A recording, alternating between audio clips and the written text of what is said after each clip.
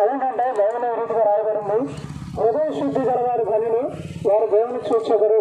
హృదయ శుద్ధి గలవారు ధన్యులు, వారు దేవుణ్ణి చూచెదరు. ఇక్కడ మనం గమనించినట్లయితే హృదయ శుద్ధి అనేది దేవుడు కోరుతా ఉన్నాడు. లోకంలో మానవుడు కూడా తన కుటుంబము, తన దేహము, తన చుట్టూ ఉండే పరిసర ప్రాంతాలు ఇవన్నీ శుభ్రంగా ఉండాలని ఆశపడతా ఉంటారు. చూడండి, ఒకవేళ మనము ఉదయాన్నే లేచిన తర్వాత బ్రష్ చేసుకోకుండా ఎవరికైనా మాట్లాడాలంటే, అంటే దంత శుద్ధి లేకుండా ఎవరికైనా మాట్లాడుతుంటే మన మాటలు వారు వినడానికి ఇష్టపడరు. ఎందుకంటే మన మాట్లాడే మాటల కంటే ఆ యొక్క దుర్వాసన, దుర్గంధము వారిని నిలవనివ్వదు. అలాగనే కూడా బైబిల్ మనల్ని చదివిస్తూ ఉంది, దేవుడు కూడా ఒక వ్యక్తితో ఉండాలని దేవుడు ఇష్టపడతా ఉన్నాడు. దేవుడు యొక్క బైబిల్ గ్రంథం అంతట్లో మనం ఆలోచన చేస్తే దేవుడు యొక్క ఉద్దేశం ఏంటంటే, దేవుడు ముందుకు రండి. దేవుడు మానవుతో ఉండాలని ఇష్టపడుతూ ఉన్నాడు. నాడు దేవుని చూడాలని, దేవుని దర్శించుకోవాలని ఎంతగానో ప్రయాసపడుతూ ఉన్నాడు. అందుకని చూస్తే ఎంతో మంది ఎన్నో రకాలైన ప్రయాసాలు, ఎన్నో రకాలైన నీతి కార్యాలు, రకరకాలైన పరిస్థితుల్లో మానవుడు ఉంటూ ఉన్నాడు. కారణం ఏంటంటే దేవునితో ఉండాలి, దేవుడు ఉండాలి. దేవుడు లేకుండా మానవుడు లేడండి. దేవుడు లేకుండా మానవుడు లేడు.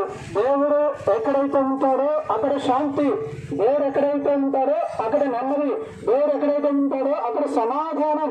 ఎందుకు దేవుడు అవసరం అంటే ఈ శాంతి, సమాధానము, నెమ్మది అనేది మానవునికి చాలా అవసరం. అయితే కూడా చూస్తే ఈనాడు మానవుడు ఈ శాంతిని, నెమ్మదిని, సమాధానమును రకరకాలైన వ్యాపకాల్లో వెతుకుతా ఉన్నాడు, శ్రమల్లో వెతుకుతా ఉన్నాడు, ఇష్టమైన ఆయా రకాలైన పద్ధతుల్లో వెతుకుతూ ఉన్నాడు. అయితే శాశ్వతమైన శాంతి, సమాధానం లేదు. చాలా మంది అనుకుంటా ఉంటారు, ఉద్యోగం వస్తే చక్కగా, హాయిగా, సంతోషంగా ఉండొచ్చు అని. లేదంటే కొంతమంది అంటారు, మంచి ఎక్కువగా డబ్బు ఉండాలంటే సంతోషంగా ఉండొచ్చు. చూడండి, లోకంలో డబ్బు లేదంటే ఇంకా ఏదో అధికారం, రకరకాల పరిస్థితుల్లో ఉన్నవారు కూడా ఎంతమంది ప్రశ్నిస్తే మాట్లాడాలంటే, ఎందుకండి ఈ వ్యక్తి 2 రోజులకు బాగానే ఉన్నారు కదా, ఎందుకు ఈ రోజు ఈ లోకంలో రుచి వెళ్ళిపోయినారంటే చెత్త మాట్లాడాలంటే శాంతి.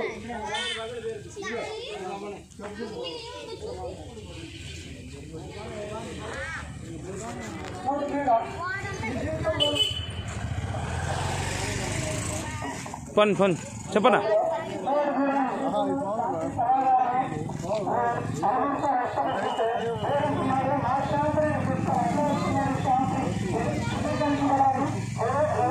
అదిగో ఇటుపోతున్నాయి. రక్తం ద్వారా మాత్రమే సాధ్యం. ఆయనే మనుషుల కొరకు, మానవుల కొరకు, మానవుల పాప పరిహారం కొరకు లోకానికి వచ్చి తన పరిశుద్ధ రక్తము కాల్చేయలేదు. ఆయన రక్తమంతా శిలువలో వచ్చాడు. కారణం ఏంటంటే శాంతి లేని మానవుని జీవితంలో, నెమ్మది లేని మానవుని జీవితంలో నెమ్మది ఇవ్వడానికి కొరకే. కాబట్టి కూడా ఈ శాంతి, సమాధానము, ఈ శాశ్వతమైన ఆనందము నువ్వు కావాలని కోరుకుంటున్నావా? అయితే దేవుడు మాట, నా కుమారుడు నీ హృదయాన్ని నాకు ఇవ్వు. నీ హృదయం మోసంతో ఉందా? నీ హృదయం అక్రమంతో ఉందా? నీ హృదయం నెమ్మది లేకుండా ఉందా? అయితే హృదయం నాకు నేను మీకు శాశ్వతమైన ఆనందాన్ని, సంతోషాన్ని కలిగిస్తానని కాబట్టి మీరు చేరమని చెప్పేది ఒకటే, యేసునందు విశ్వాసం ఉంచును, అప్పుడు నీవులో నీ ఇంటి వారు గొప్ప రక్షణ, పాప క్షమాపణ పొందుదురు. మీ యొక్క నీరు వెలగదు. మీ కొరకై చిన్న ప్రార్థన చేస్తాం. ప్రేమగల తండ్రి, పరిశుద్ధులైన దేవస్తోత్రాలు మీ దాసుడి ద్వారా కొద్ది మాటలు మీరు పలుకుతొచ్చున్నారు. ఎవరైతే ఉన్నారో గ్రహించడానికి కృప చూపండి.